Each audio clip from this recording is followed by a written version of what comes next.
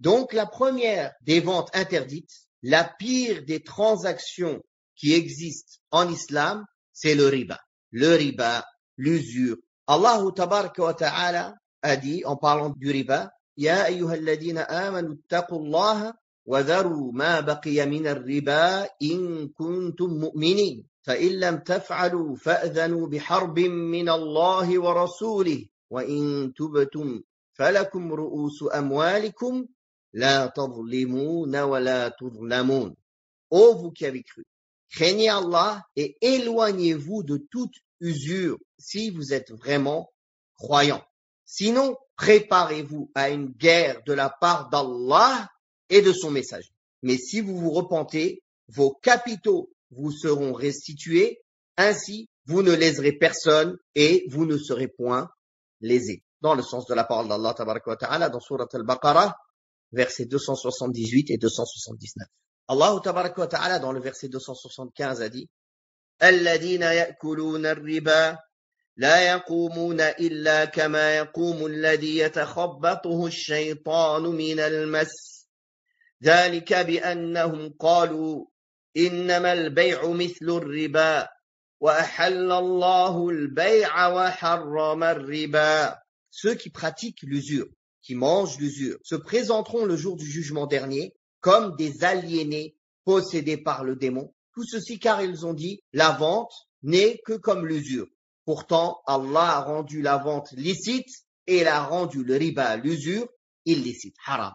Allah tabaraka wa ta'ala a dit يَمْحَقُ اللَّهُ الرِّبَا وَيُرْبِي الصَّدَقَاتِ. Allah anéantit l'usure et il fait croître les aumônes. Dans les hadiths, il y a des mises en garde très graves sur le danger du riba, de l'usure. Le messager d'Allah sallallahu alayhi wa alihi wa sallam a dit, dans le hadith d'Abu Huraira rapporté par al-Bukhari, éloignez-vous des 7 péchés pernicieux qui mènent à la perte de l'homme. Et quels sont-ils au messager d'Allah, demandèrent les compagnons. Il leur dit, donner un associé à Allah, la sorcellerie, le meurtre d'une personne alors qu'Allah l'a interdite, sauf de plein droit, avoir recours au riba, à l'usure, prendre les biens de l'orphelin, faire demi-tour le jour de la bataille et diffamer les croyantes chastes et distraites.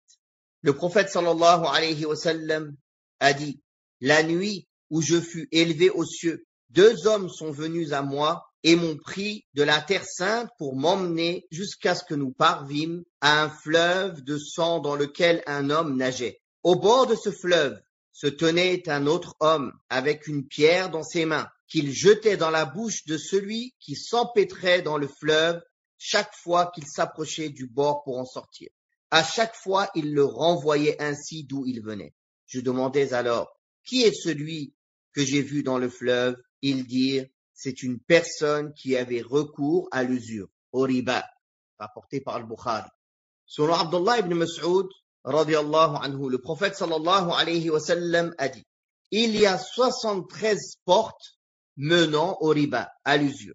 La moindre grave de ces portes-là est à l'image d'un homme qui copule avec sa propre mère, rapporté par al-Hakim, et il est authentique selon les critères de al-Bukhari et Muslim. Dans un autre hadith rapporté par Ibn Mas'ud, le prophète sallallahu alayhi wa sallam a dit, il y a 73 portes menant à l'usure, au riba, et autant menant au polythéisme, à l'associaterie. Rapporté par al-Bazzar. Selon Abdullah ibn Hanzalah, radiyallahu anhuma, Hanzalah, son père, qui est surnommé Rasilul Malaika, l'homme qui a été lavé par les anges. Car il est sorti à la bataille, il a entendu l'appel à la bataille, il était en état d'impureté majeure, il a eu le temps que de laver la moitié de sa tête. Il a entendu l'appel pour aller combattre avec les musulmans, il est sorti directement. Il est mort dans la bataille, le prophète sallallahu alayhi wa sallam a dit, j'ai vu les anges lui faire sa toilette mortuaire. Donc il était surnommé Rasilul Malaika, l'homme que les anges ont lavé. Donc Abdullah ibn Hanzalah, son fils, radiyallahu anhuma, a rapporté que le prophète sallallahu alayhi wa sallam a dit, un seul dirham de l'usure, du riba, que l'homme consomme sciemment, est plus grave que s'adonner 36 fois à la fornication, à l'adultère. Selon Abdullah ibn Mas'ud, radiyallahu anhu, le prophète sallallahu alayhi wa sallam a dit, l'adultère et l'usure ne se répandent pas au sein d'un peuple sans que cela ne permette au châtiment d'Allah de s'abattre sur eux. rapporté par Abu Ya'la avec une bonne chaîne de transmetteurs. Selon Abdullah ibn Mas'ud, radiyallahu anhu, le prophète sallallahu alayhi wa sallam a dit, peu avant l'heure de la fin du monde, l'adultère, la fornication et le riba, l'usure et l'alcool se répandront, rapporté par Tabarani avec une chaîne de transmetteurs dont les membres sont dans le Sahih de Bukhari. Il est rapporté de Aouf ibn Malik que le prophète sallallahu alayhi wa sallam a dit, méfiez-vous des péchés qui ne sont pas pardonnés. La traîtrise, celui qui prend un bien appartenant aux musulmans avant qu'il ne soit distribué, se présentera avec ce même bien le jour de la résurrection.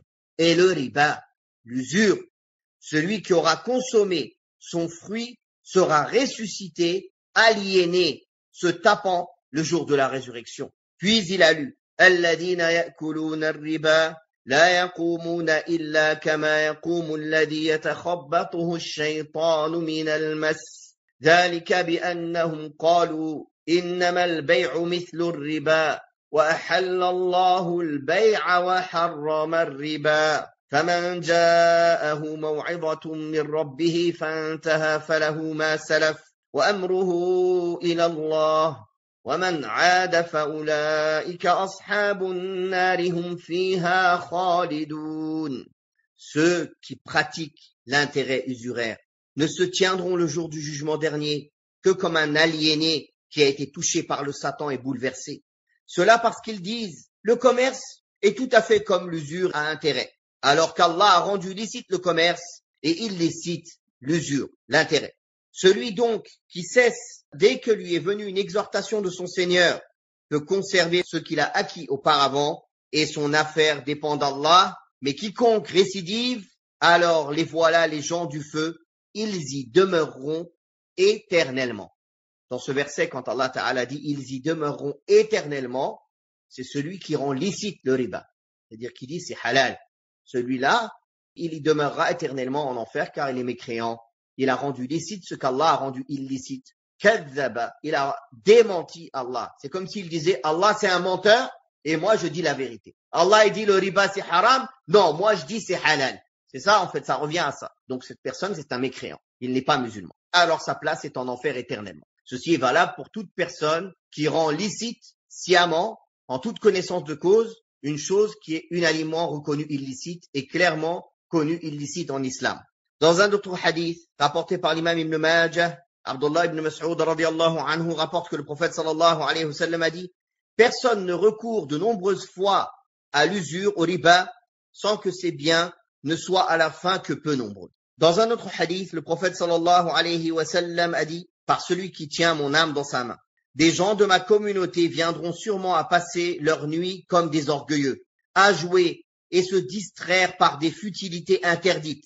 Ils se réveilleront au petit matin et auront été transformés en singes et en porcs pour avoir rendu licite ces interdits, s'offrir des chanteuses, boire de l'alcool et recourir au riba, recourir à l'usure et se vêtir de vêtements de soie. Rapporté par Abdullah ibn l'imam Ahmed dans Az-Zawaid. Le prophète sallallahu alayhi wa sallam dans le hadith authentique a dit qu'Allah maudisse le riba, l'usure.